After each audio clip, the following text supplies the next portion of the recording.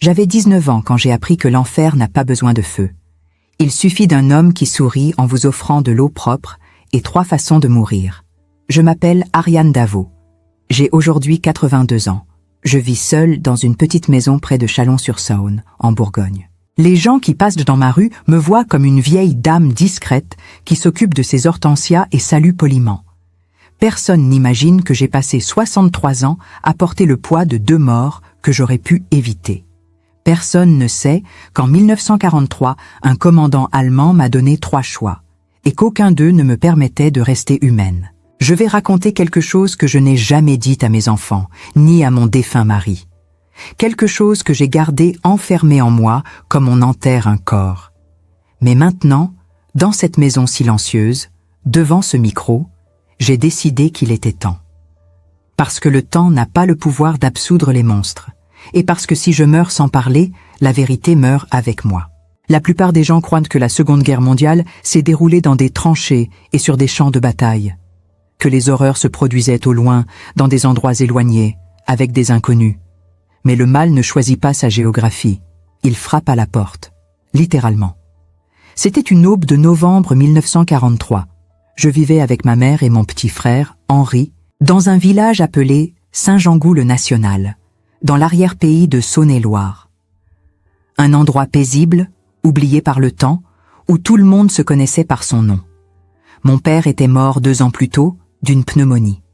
Ma mère travaillait comme couturière. J'aidais aux livraisons et je rêvais d'étudier les soins infirmiers dès la fin de la guerre. Je croyais naïvement que rien de vraiment monstrueux n'arrivait aux gens simples comme nous. J'avais tort. Ce soir-là, je venais de finir la vaisselle quand j'ai entendu les camions. Le bruit des moteurs a tranché le silence du village comme une lame. Ma mère reprisait un manteau à la lumière d'une bougie. Henri dormait dans la pièce à côté. Le bruit s'est rapproché. Puis des voix. Allemandes. Des bottes martèlent le pavé. Et ensuite, la porte s'est ouverte dans un fracas. Ils n'ont pas frappé. Ils ont simplement défoncé. Ils étaient 4 soldats. Uniformes impeccables, visages jeunes, regards vides. L'un d'eux tenait une liste. Il a appelé mon nom, Ariane Davot. Il l'a mal prononcé, mais c'était bien moi. Ma mère s'est levée. Elle a essayé de dire qu'il y avait une erreur, que j'étais juste une fille, que je n'avais rien fait. Un des soldats l'a poussée contre le mur. Elle a insisté. Elle a saisi mon poignet avec force, comme si elle pouvait me retenir là pour toujours. Le soldat a levé la crosse de son fusil et l'a frappé sur la main. J'entends encore ce son aujourd'hui, l'os qui craque, le cri étouffé. Henri s'est réveillé en pleurant. Je n'ai même pas pu bouger. J'ai juste regardé ma mère, vu le sang couler entre ses doigts, et compris que plus rien ne serait jamais comme avant. Ils m'ont traîné dehors. Ils ne m'ont pas laissé prendre quoi que ce soit. Ni manteau, ni chaussures décentes. Dehors, d'autres filles étaient déjà poussées dans un camion bâché. J'en ai reconnu quelques-unes. Simone, la fille du boulanger. Marguerite, qui travaillait à la pharmacie. Toutes jeunes. Toutes âgées de 16 à 22 ans. 17 au total. La sélection s'est faite en silence. Ils n'ont rien expliqué. Ils pointaient simplement du doigt, prenaient, jetaient dans le camion. J'ai vu la mère de Simone hurler. J'ai vu un soldat la frapper aussi. J'ai vu la peur sur le visage des autres filles et j'ai compris, à cet instant, qu'on ne nous emmenait pas pour travailler. On nous emmenait pour quelque chose de pire. Le trajet a duré des heures.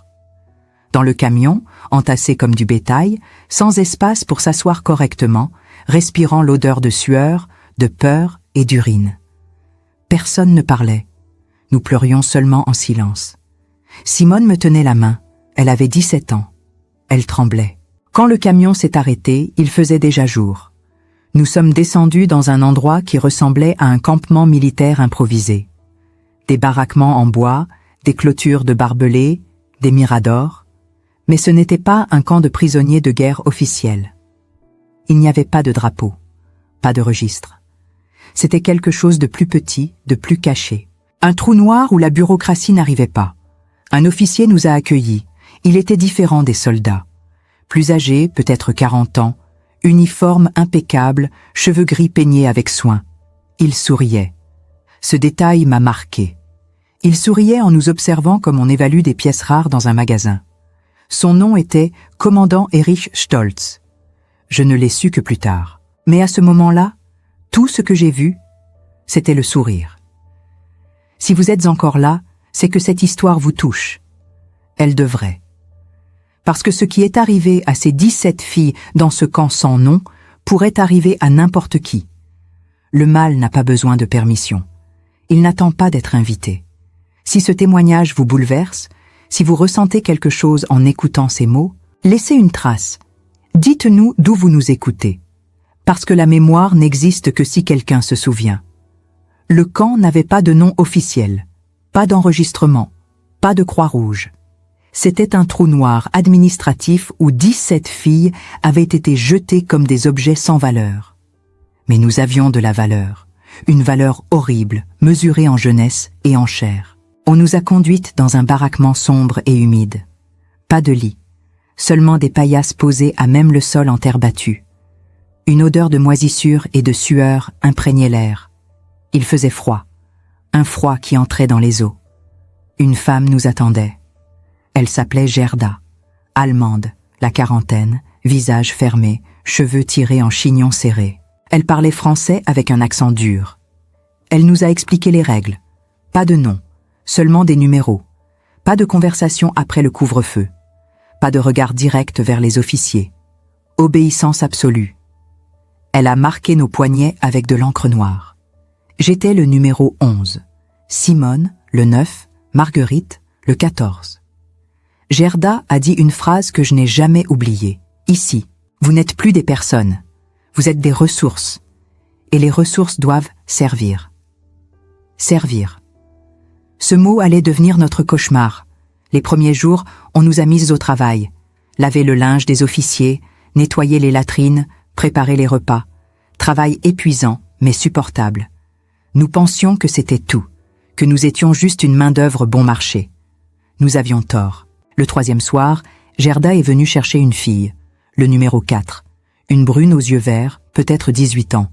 Elle tremblait. Gerda l'a emmenée vers un bâtiment séparé, plus petit, près du bureau du commandant. La fille n'est revenue que le lendemain matin. Elle ne parlait plus. Elle s'est assise dans un coin et a fixé le mur pendant des heures. Personne n'a osé lui demander ce qui s'était passé. Mais nous savions. 3 jours plus tard, c'était le tour d'une autre. Puis d'une autre. Un rythme s'est installé. Chaque semaine, Gerda venait chercher 2 ou 3 filles. Certaines revenaient brisées. D'autres ne revenaient jamais. Nous avons compris la mathématique cruelle du camp. La jeunesse était une monnaie. Notre corps était le paiement. Le commandant Stolz ne criait jamais. Il ne frappait pas. Il observait. Il souriait. Il offrait parfois un morceau de pain supplémentaire, un peu de savon, une couverture. Des privilèges minuscules qui créaient une hiérarchie toxique entre nous.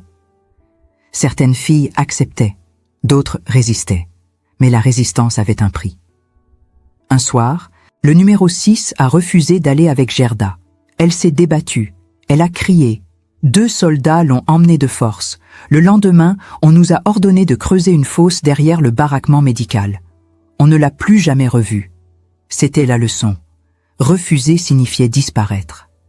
Je passais mes nuits éveillée, le cœur battant à chaque bruit de pas. Je priais pour être invisible, pour que Gerda ne prononce jamais mon numéro. Mais la prière n'a jamais suffi. Un matin de décembre, 3 semaines après notre arrivée, Gerda est entrée dans le baraquement.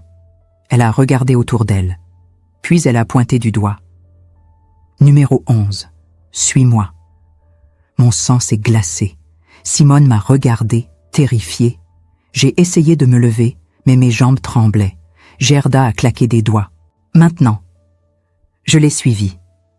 Nous avons traversé la cour boueuse. Il pleuvait.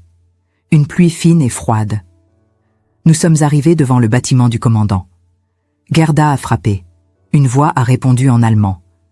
Elle a ouvert la porte et m'a poussé à l'intérieur. Le commandant Stolz était assis derrière un bureau en bois massif. Une lampe à pétrole éclairait son visage. Il lisait un document. Il a levé les yeux vers moi. Et il a souri. « Assieds-toi, numéro 11. » Il y avait une chaise devant le bureau. Je me suis assise. Mes mains tremblaient. Il a posé le document et m'a observé en silence pendant quelques secondes. Puis, il a ouvert un tiroir et en a sorti un verre. Il l'a rempli d'eau. De l'eau claire, propre, un luxe interdit. Il a poussé le verre vers moi. Bois. Je n'ai pas bougé. Il a souri encore. Tu as peur de moi, n'est-ce pas? Je n'ai pas répondu. Il a continué. C'est bien, la peur est utile. Elle te garde en vie. Mais la peur seule ne suffit pas. Il faut aussi savoir choisir. Il s'est levé. Il a fait le tour du bureau. Il s'est appuyé contre le bord, les bras croisés, me dominant de toute sa hauteur. Tu as 3 choix. Numéro 11. Écoute-les bien. Il a levé un doigt. Premier choix, trahir. Tu me donnes les noms des filles qui planifient de s'échapper. Oui, je sais qu'il y en a. Tu me dis qui, quand, comment. En échange, tu reçois une ration double. Un matelas. Peut-être même un peu de chaleur. Il a levé un deuxième doigt. Deuxième choix, servir. Tu deviens utile. Pour moi, pour mes officiers. Tu fais ce qu'on te demande sans résister. Tu vis mieux que les autres. Tu survives. Il a levé un troisième doigt. Troisième choix, disparaître. Comme le numéro 6. Proprement. Sans bruit. Personne ne te cherchera. Il s'est penché vers moi. Son visage était à quelques centimètres du mien. Je sentais l'odeur de tabac et d'eau de Cologne. Alors, numéro 11, que choisis-tu? Je ne sais pas combien de temps je suis resté figé sur cette chaise. Peut-être 10 secondes, peut-être une éternité. Le commandant Stolz ne bougeait pas. Il attendait, souriant, comme s'il avait tout son temps. Comme si ma vie n'était qu'un jeu dont il connaissait déjà l'issue. Mon esprit tournait à vide. Trahir, servir, disparaître. 3 portes, toutes verrouillées de l'intérieur. 3 façons de mourir. Parce que même si je choisissais la trahison ou le service, je ne serais plus moi. Je serais une ombre. Une chose. J'ai pensé à ma mère, à son poignet brisé, à Henri qui dormait en paix cette nuit-là. J'ai pensé à Simone, au numéro 6, à toutes ces filles qui avaient été réduites à des chiffres. Et j'ai compris quelque chose de terrible.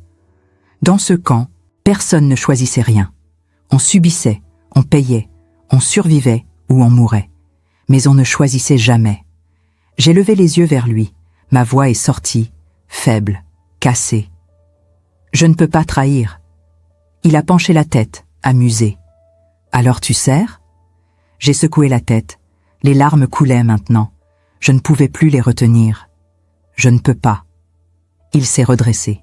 Le sourire s'est légèrement effacé. Alors tu disparais? J'ai fermé les yeux. J'attendais. J'attendais qu'il appelle les soldats, qu'il me traîne dehors, qu'il en finisse. Mais rien ne s'est passé.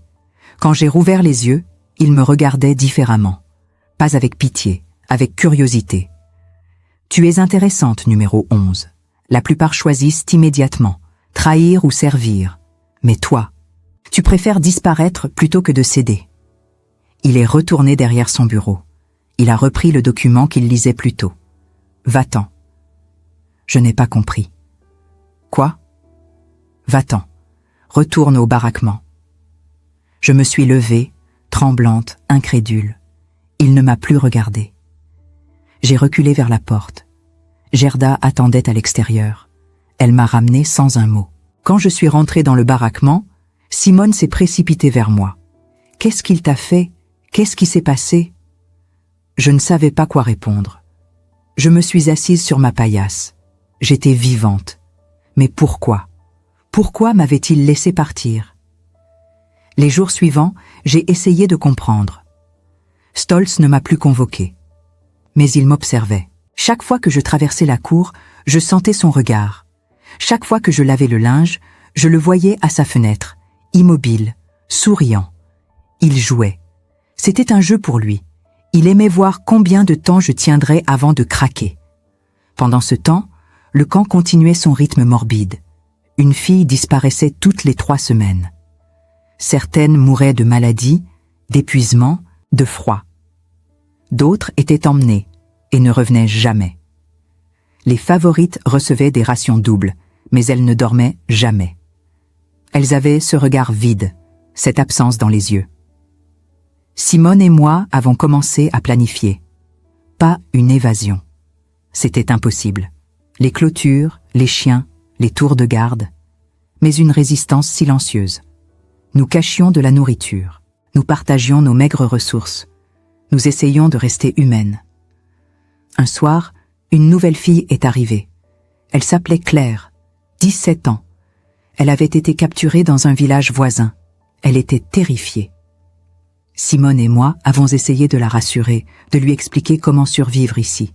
Mais Claire ne comprenait pas. Elle parlait d'évasion, de résistance, de justice. « Quand on ne peut pas rester ici. On doit faire quelque chose. » Simone lui a expliqué doucement. Faire quelque chose, c'est mourir. Mais Claire ne voulait pas écouter. Elle a commencé à organiser un plan. Elle parlait à d'autres filles. Elle trouvait des alliés, 4 au total. Elle voulait creuser sous la clôture, profiter de la nuit, courir vers la forêt. Je savais que c'était une folie. Simone aussi, mais nous n'avons rien dit, parce qu'au fond, nous voulions croire que c'était possible. Une semaine plus tard, Gerda est venue me chercher de nouveau. Cette fois, c'était différent. Elle ne m'a pas emmenée chez le commandant. Elle m'a conduite dans un petit bureau annexe. Stolz était là, debout près de la fenêtre. « Assieds-toi numéro 11. » Je me suis assise. Il s'est tourné vers moi. « 5 filles préparent une évasion. Je veux leur nom. » Mon sang s'est glacé. Il savait. Bien sûr qu'il savait. « Je ne sais pas de quoi vous parlez. » Il a souri. « Menteuse. Tu sais, je vois tout dans ce camp. Je sais ce que chacune de vous murmure la nuit. Je sais qui pleure, qui prie, qui planifie. » Il s'est approché de moi. « Donne-moi leur nom, et je te laisse vivre. Refuse, et je te mets dans la même fosse qu'elle. » C'était le même ultimatum. Trahir ou disparaître. Mais cette fois, il n'y avait pas de troisième option. J'ai pensé à Claire, à son visage plein d'espoir, à Simone, à toutes ces filles qui essayaient juste de rester en vie. J'ai ouvert la bouche, et j'ai dit 2 noms. Pas tous, juste 2. 2 filles que je connaissais à peine. 2 filles qui faisaient la partie du plan, mais que je pouvais sacrifier pour sauver les autres. Stolz a noté. Il a hoché la tête. « Bien, tu apprends ?» Il m'a renvoyé. Cette nuit-là, les 2 filles ont été emmenées. On ne les a plus jamais revues. Claire et les 2 autres ont tenté leur évasion 3 jours plus tard. Elles ont été rattrapées avant même d'atteindre la clôture, fusillées sur place. Simone m'a regardée le lendemain matin. Elle savait. Elle ne m'a rien dit. Mais elle savait. J'avais trahi. J'avais choisi. Et ce choix m'a détruite plus que tout ce que Stolz aurait pu me faire. Les semaines qui ont suivi, je suis devenue une morte vivante. Je continuais à travailler, à manger, à respirer. Mais à l'intérieur, quelque chose s'était brisé. Simone ne me parlait plus. Les autres filles m'évitaient. Elles ne savaient pas exactement ce que j'avais fait, mais elles sentaient que j'étais différente, que j'avais franchi une ligne. Stolz, lui, semblait satisfait. Il m'a convoqué encore 2 fois, pas pour me demander de trahir, juste pour parler. Il aimait ça, parler, philosopher. Il me racontait sa vie en Allemagne, sa femme, ses enfants, comme si nous étions 2 personnes normales prenant le thé. C'était insupportable, parce qu'il me traitait presque avec respect, comme si j'avais gagné quelque chose en cédant, comme si nous étions complices. Un jour, il m'a dit quelque chose que je n'ai jamais oublié. Tu sais, numéro 11, la guerre ne fait pas de monstres. Elle révèle ceux qui l'étaient déjà. Toi et moi, nous sommes pareils. Nous faisons ce qu'il faut pour survivre. J'ai voulu hurler, lui dire qu'il avait tort, que nous n'étions pas pareils. Mais je n'ai rien dit. Parce qu'au fond, j'avais peur qu'il ait raison. Le camp a continué ainsi pendant des mois. L'hiver a été terrible. Plusieurs filles sont mortes de froid, de faim, de maladie. Nous étions passés de 17 à 9, puis à 7, puis à 5. En mars 1944, les Alliés ont intensifié leurs bombardements dans la région. On entendait les explosions au loin. Les soldats allemands devenaient nerveux. Le camp s'est vidé progressivement. Les officiers partaient, emportant leurs documents, brûlant des preuves. Un matin d'avril, Gerda nous a réunis. Le camp ferme. Vous allez être transférés. Nous pensions être envoyés dans un camp plus grand. Peut-être Ravensbrück, peut-être Auschwitz. Nous pensions que c'était la fin. Mais ce n'est pas ce qui s'est passé. Le lendemain, des camions sont arrivés. Mais pas des camions militaires. Des camions de la Croix-Rouge, des soldats alliés. Les Allemands étaient partis dans la nuit. Ils avaient fui. Nous étions libres. Libres. Ce mot ne voulait rien dire. Parce que la liberté, quand on a été brisé de l'intérieur, c'est juste un autre genre de prison. On nous a emmenés dans un hôpital de campagne. On nous a nourris, soignés, interrogés. Des officiers américains voulaient des témoignages, des preuves, des noms. Je leur ai tout dit, sauf une chose. Je n'ai jamais avoué que j'avais donné 2 noms à Stolz. Après quelques semaines, on nous a renvoyés chez nous. Certaines filles n'avaient plus de maison, plus de famille. Elles ont été placées dans des orphelinats, des foyers. Simone est rentrée chez elle. Elle ne m'a jamais reparlé. Moi, je suis retournée à Saint-Jean-Gou. Ma mère était encore vivante. Henri aussi. Ils m'ont accueillie. Mais ils ne m'ont pas reconnue. Physiquement, j'étais là. Mais la fille qui était partie en novembre 1943 n'était jamais revenue. Ma mère a essayé de comprendre. Elle me posait des questions. Je répondais par des silences. Elle a fini par arrêter.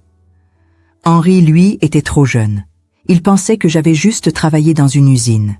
J'ai essayé de reprendre ma vie. J'ai trouvé un emploi dans une boulangerie. J'ai rencontré un homme, Paul, gentil, patient. Nous nous sommes mariés en 1948. Nous avons eu 2 enfants.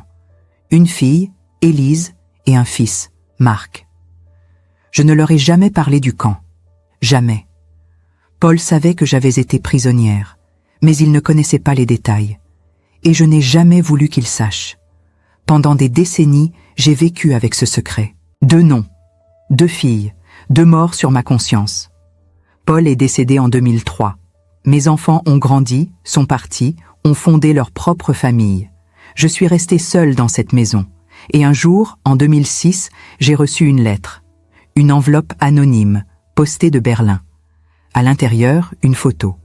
Une vieille photo en noir et blanc. C'était Stolz, en uniforme, souriant. Au dos de la photo, quelqu'un avait écrit en allemand. Er lebt noch. Il vit encore. Mon sang s'est glacé. Stolz était vivant. Il n'avait jamais été jugé, jamais condamné. Il avait disparu après la guerre, comme tant d'autres. J'ai brûlé la photo.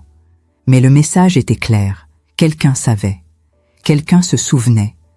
C'est à ce moment-là que j'ai décidé de témoigner. Pas pour la justice. Il était trop tard pour ça. Mais pour la vérité. Pour que ces 2 filles ne soient pas oubliées. Pour que leur mort ait un sens. J'ai contacté une organisation qui recueillait des témoignages de survivants. Ils ont accepté de m'enregistrer. Et c'est ce que je fais maintenant. Je parle. Pour la première fois en 63 ans, je parle. Aujourd'hui, assise dans cette petite maison, devant ce micro, je me demande si quelqu'un comprendra vraiment ce que j'ai vécu. Si quelqu'un peut imaginer ce que c'est de porter 2 morts pendant 63 ans. Parce que les morts, elles ne disparaissent pas. Elles restent. Elles vous accompagnent. Chaque matin, quand je me réveille, je vois leur visage. Je ne me souviens même plus de leur nom, mais je me souviens de leurs yeux. Après la guerre, beaucoup de gens ont voulu oublier, reconstruire, passer à autre chose. Mais on ne peut pas reconstruire sur des fondations pourries. On ne peut pas oublier quand la mémoire vous ronge de l'intérieur. J'ai essayé. Pendant des années, j'ai essayé. Je souriais à mes enfants, je cuisinais, je jardine, je vivais. Mais je ne vivais pas vraiment. J'étais juste une coquille vide qui faisait semblant. Paul a essayé de m'aider. Il me prenait dans ses bras quand je faisais des cauchemars. Il ne posait pas de questions. Mais je voyais dans ses yeux qu'il savait que quelque chose me dévorait. Un soir, en 1987, il m'a demandé directement « Ariane, qu'est-ce qui s'est passé là-bas? Qu'est-ce qu'ils t'ont fait ?» J'ai failli tout lui dire, mais les mots sont restés bloqués. Parce que dire, c'était revivre. Et revivre, c'était mourir une nouvelle fois. Alors j'ai menti. Rien, juste du travail forcé. Il n'a pas insisté. Mais je sais qu'il ne m'a pas cru. Mes enfants, eux, n'ont jamais posé de questions. Pour eux, j'étais juste maman. Une femme ordinaire qui avait vécu la guerre comme des millions d'autres. Élise est devenue enseignante, Marc, médecin. Ils ont leur propre vie, leur propre famille. Ils viennent me voir une fois par mois.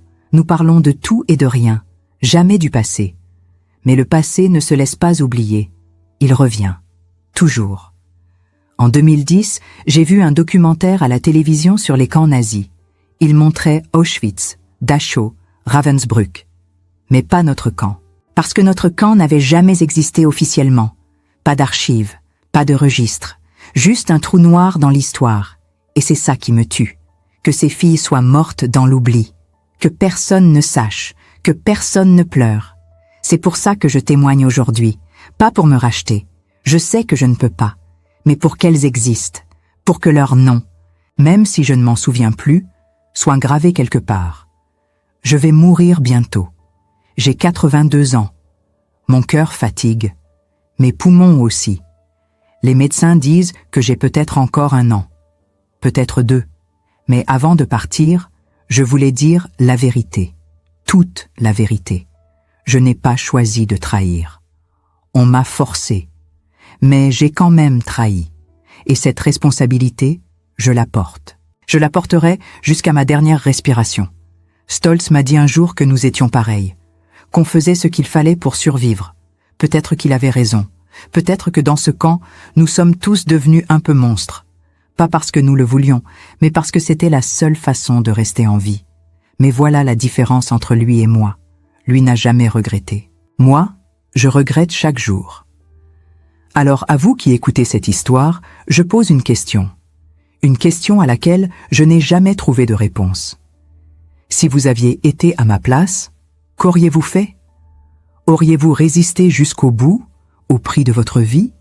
Ou auriez-vous cédé pour survivre, quitte à porter cette honte pour toujours? Je ne sais pas. Et c'est ça, le pire. Je ne sais toujours pas si j'ai eu raison ou tort. Tout ce que je sais, c'est que 2 filles sont mortes, et que c'est moi qui ai donné leur nom. Je suis Ariane Davo, j'ai 82 ans. Et je n'ai jamais été libre depuis cette nuit de décembre 1943, où un commandant allemand m'a dit que j'avais 3 choix. Parce qu'en réalité, je n'en avais aucun. La voix d'Ariane Davo s'est éteinte en 2011, 5 ans après cet enregistrement. Elle est partie en silence, dans cette même petite maison de Chalon-sur-Saône, entourée de ses hortensias et du poids d'un secret qu'elle a porté pendant plus de 6 décennies. Mais avant de fermer les yeux pour la dernière fois, elle a fait quelque chose que peu de survivants osent faire. Elle a parlé, elle a témoigné. Elle a offert sa vérité au monde, aussi déchirante soit-elle. Ce que vous venez d'entendre n'est pas qu'une histoire. C'est un fragment d'humanité arraché à l'oubli. C'est la preuve que la guerre ne se termine jamais vraiment pour ceux qui l'ont vécue. Les balles cessent de siffler, les camps se vident, les portes s'ouvrent. Mais les cicatrices, elles, restent, gravées dans la chair, dans l'esprit, dans chaque nuit sans sommeil, dans chaque regard perdu vers un passé qui refuse de mourir. Ariane n'a jamais cherché à se faire pardonner. Elle savait qu'il n'y a pas de pardon pour certains choix, même quand ces choix ne sont que des illusions imposées par des monstres. Elle a simplement voulu que ces 2 filles, dont elle ne se souvenait même plus des noms, existent quelque part. Qu'elles ne soient pas effacées par le silence. Qu'on sache qu'elles ont vécu, qu'elles ont eu peur, qu'elles sont mortes seules dans une fosse sans croix, sans prière, sans dignité. Aujourd'hui, nous portons cette mémoire. Nous qui écoutons, nous qui ressentons, nous qui sommes bouleversés par ces mots. Parce que si nous oublions, si nous laissons ces histoires disparaître, alors les monstres gagnent 2 fois. Une première fois quand ils détruisent des vies, et une seconde fois quand ces vies sombrent dans l'oubli. Si ce témoignage vous a touché, si vous ressentez quelque chose en cet instant précis, que ce soit de la tristesse, de la colère, de la compassion ou même de la confusion, ne restez pas silencieux. Laissez un commentaire. Dites-nous d'où vous écoutez cette histoire. Partagez vos réflexions, vos émotions, vos questions. Parce que la mémoire collective ne vit que par ceux qui choisissent de se souvenir. Abonnez-vous à cette chaîne si vous croyez que ces voix méritent d'être entendues. Chaque abonnement est un acte de résistance contre l'oubli. Chaque like, chaque partage, chaque commentaire est une façon de dire « Je me souviens, je témoigne à mon tour ». Ces documentaires existent pour que des histoires comme celle d'Ariane ne meurent jamais vraiment. Et avant de partir, posez-vous cette question, la même qu'Ariane s'est posée toute sa vie. Qu'auriez-vous fait à sa place? Auriez-vous résisté jusqu'à la mort? Auriez-vous cédé pour survivre? Auriez-vous porté cette honte pendant 63 ans? Il n'y a pas de bonne réponse. Il n'y en a jamais eu. Mais poser la question, c'est déjà honorer ceux qui ont dû vivre avec leur réponse. Ariane Davo ne sera jamais oubliée.